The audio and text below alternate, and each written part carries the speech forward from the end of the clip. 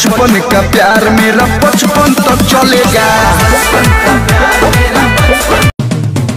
कवना जिला में तुहर घर होए राजा, दुनिया जाने ला चल हट।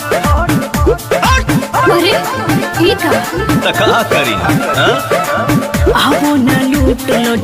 मीठ मीठ बतिया में किरण फूटी दिया गुल कर रानी, हंसी छुटी दिया गुल कर रानी।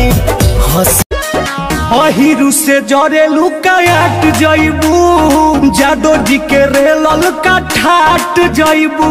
ईरान के दर्द हरिए जइबू ना त मरिए जइबू रे बुच्ची।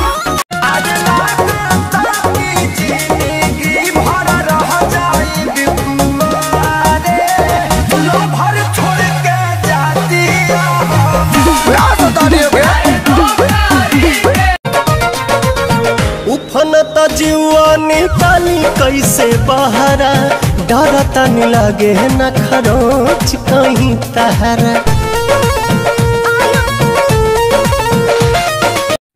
कोई माई का लाल किसी को 2 वक्त की रोटी नहीं दिला सकता, क्योंकि रोटी दिलाने वाला वो मालिक है जिसने हर इंसान को 2 हाथ दिए और कहा है कि चीर दे जमीन का सीना और निकाल ले अपने